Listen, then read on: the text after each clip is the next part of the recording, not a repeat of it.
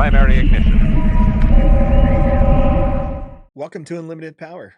My name is D-Rod, and here's my pre-release guide for Twilight of the Republic's newest leader, Anakin Skywalker. Now, if this is one of your first time watching these guides, I want to start off by saying the goal here is to look at some commons and uncommons within the set that work well with this leader in a limited format. Yes, there are going to be some great rares and legendaries that work well with Anakin. But at a pre-release or sealed event, you're limited to getting 6 booster packs, so your chances of getting those rares or legendaries are a little slim. I may identify a rare or two that will be good with Anakin, but for the most part, let's focus on a few commons and uncommons that will strengthen what he's trying to do.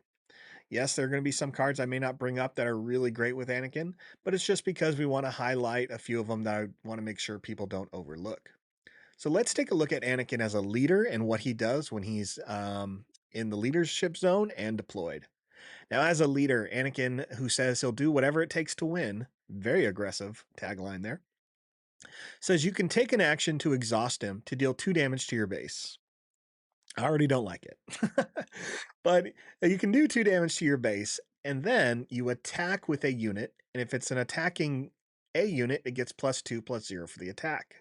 Okay. So you're using an action, and you can only do this once per phase because you have to exhaust Anakin. Your base is going to take 2 damage, all right? And then you're attacking with a unit immediately. Okay, that's fine. But this is only worth it if you are getting the +2 bonus, so you want to attack another unit. And hopefully your unit can survive in order to give you some value here. Now, as an epic action, you can deploy Anakin when you have 6 or more resources. This means you can do this as early as turn 5. When Anakin is deployed, he is a 4/7 unit with Overwhelm. Now, Overwhelm is helpful for just his regular ability, and Overwhelm is a keyword that says when attacking an enemy unit, deal excess damage to the opponent's base. Okay, I like that. Anakin, that's fair. And he gets +1/+0 for every 5 damage on your base. All right. Anakin plays fast and loose, right? He does whatever it takes to win, and if that means taking his base up to 5 damage, 10 damage, 15 damage, 20 damage, 25 damage, he's going to take advantage of it, right? And you kind of want to play this weird game of how much damage can you keep on your base without suffering too much. You can do that. So let's take a look at some cards that are going to work. Now, is Anakin going to be the ideal red leader unit in your sealed pool? Probably not, but let's see what we can do to make him work. First, we're going to take a look at the cards within his own aspect of red and white. So the first one's going to be Saw Gerrera. Saw is a 6-cost unit, just like Anakin. He's a 4/8 with Raid 2. Raid means when you attack, you can take whatever that value is and add it to your power. So that means when Saw Gerrera is attacking, he is a 6/8. And on attack, Saw reads, if your base has 15 or more damage, deal 1 damage to each enemy ground unit on attack. Hey, there we go. Saw has the ability of taking out multiple battle droids, no problem with their 1 point of health, but he is a rare, so seeing cards like Saw can be difficult, but it kind of points you in the direction of like how you can use Anakin effectively, right? If you're going to damage your base, get some value out of someone who's on the board this way. Next is going to be the Batch Brothers, a 3-cost unit that creates a Clone Trooper token. Clone Trooper tokens are 2/2 units, so you get a 2/1 and a 2/2 on the board. I'll take it. Next is Jesse. Jesse is an uncommon, a ground unit that is a 3-cost 4/4 with Raid 1, so it can attack for 5. But when you play him, you give your opponent 2 battle droids. Why am I suggesting a card that gives you your opponent 2 battle droids? 1, in this format, yes, your opponent's probably going to have droids anyway. 2, playing red, you'll have a lot of answers to deal with multiple droids. 3, you're kind of looking for easy kills with Anakin, and you want a little bit of damage on your base for some bonuses. In order to take advantage of his overwhelm, of his +2/+0 ability, you want to make sure your units are hitting low health, low damage units like droids. Droids are 1/1s. So if you can swing at them with a +2 and maybe something with overwhelm, you'll be in a really good spot. There are units with overwhelm, and there are ways to give your units overwhelm. If you can accomplish that with Anakin, You're doing his ability a better service. Let's take a look at some aggression cards alone. Heavy Persuader Tank isn't a bad one because it comes into play with the exploit keyword to a couple of turns earlier. With the new exploit keyword, you can defeat up to a certain amount of units that you control to make a card cost 2 less per unit. The Persuader Tank is exploit 2.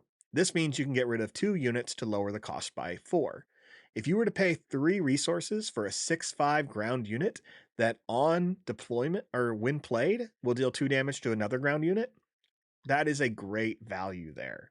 You're weakening your opponent or killing them. You put a big, beefy unit in play.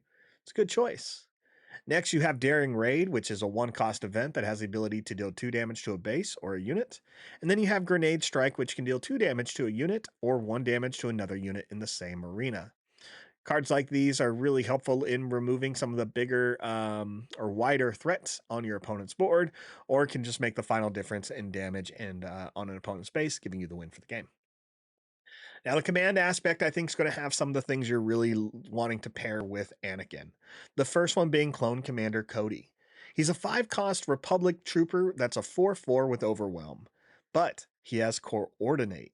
Each friendly unit gets +1/+1 and gains Overwhelm while you control 3 or more units.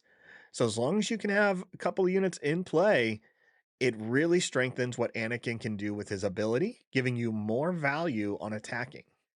501st Liberator is a 3-cost unit. That's a 3/3 that says if you control a Republic unit, you may heal damage from your base. If you're damaging your base to use Anakin's ability to take out strong units or take advantage of Overwhelm abilities, you may want to heal yourself. Next is the Advanced Recon Commando. With Overwhelm already on them, it is a great card. You play this card on turn 2. On turn 3, you use Anakin's ability, and now you have a 6/3 with Overwhelm hitting a battle droid. That could be 5 damage going over to your opponent's base, and that is a lot of damage on the third turn. Moving into Vigilance, the infantry of the 212th is another trooper unit with Sentinel. Now, Sentinel only triggers when you have Coordinate, but it is a 2/4 unit, so it has a little bit of health there, so it can survive if you need it to swing into someone else using Anakin's ability, or just sit there and take the damage. Because you are damaging your own base, Sentinel units can be pretty important depending on the majority of the colors you have. You can play aggressive, or you can play more of a mid-range control. Vigilance is going to give you more of that mid-range control here to protect your base. Outspoken Representative is another Sentinel unit that has Sentinel as long as you control a Republic unit. If you do, it's great, and when they're defeated, they give you a Republic Trooper token. Guarding the Way is an event to give a specific unit Sentinel for the turn, but if you have the initiative, it can now get a +2/+2. This is not horrible because not only are you strengthening the health of your Sentinel unit, you may still be able to get to attack, and your opponents are going to have to swing into it when it has this attack buff. Pretty cool. In the cunning aspect, I just can't pass up Hidden Sharpshooter, a 4-cost 4/3 with Ambush. Yellow has some of the best ambush cards that we've seen in previous sets. Hidden Sharpshooter is no different. For 4 resources, I have something that hits for 4. This can weaken a leader or defeat a lot of units. It can also survive when it's swinging into a lot of the tokens that are going to get generated in these games. Plo Koon is probably the strongest ambusher I've seen in the uncommon slot in this set because it is a 5-cost ground unit with ambush. It is a 3/6 and it has coordinate raid 3. This means as long as you have 2 other units in play, when you play Plo Koon, he is a 6/6 ambusher. Get the value out of someone like him. If you can play him after Cody's in play, even better. You'll end up with a 7/7 ambusher um, with Overwhelm. Now, should you play 3 different colors? Probably not, but it's but it would be fun to have with Cody and Plo Koon, even if your leader's red.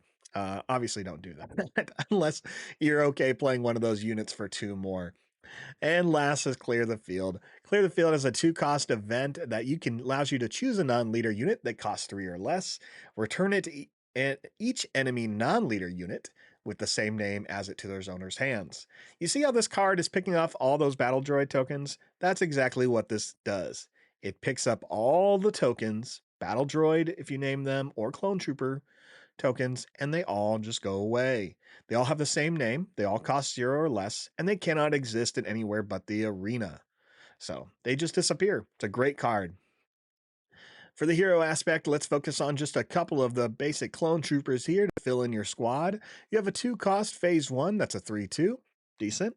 A phase 2 trooper with ambush. You like ambush, and you're paying 3 for a 3/2. Stays on par there. And then you can pay 3 for the Republic Commando, who is a 2/5, but has coordinate for Saboteur. All these troopers are great and obviously should not be overlooked because they have the Republic trait and the Trooper trait. Lastly is the non-aspect cards. So a lot of these red leaders are very specific and sometimes may not be as rewarding as you would like. Brain Invaders is a card that I would recommend if you're just not getting the right cards to play with Anakin, but he's kind of your best choice out of your red leaders. Brain Invaders is a 4-cost unit that essentially does read that each leader loses all abilities except their epic action and cannot gain abilities. So you essentially blank out their text box. Although Anakin is decent when he's on the board and as a leader unit, you may not always be using his regular leader ability. If you can use Brain Invaders to stop your opponent from getting an advantage, then it's worth playing. Volunteer Soldier is a great one because in this set you have a lot of trooper tokens, so you should be able to play the Volunteer Soldier for 1 less. Not only that, it has a raid 1 bonus, so when it attacks, it's a 3/3. So good value for for such a low cost unit.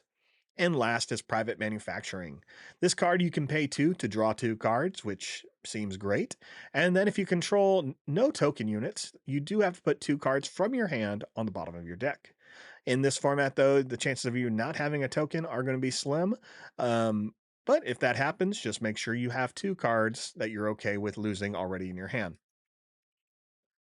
That's all I have for the Anakin Skywalker guide here. Let me know what you end up pulling if you play Anakin. Did you get a rare or legendary that made you excited to play with him? Did you get his ship and found out that it worked a lot smoother once you had it on board? I would love to know in the comment section below. I wish you luck at your future pre-release or sealed event, and hopefully everything goes well for you and you find everything you want. Again, good luck and hopefully you make it to those releases, and may the Force be with you.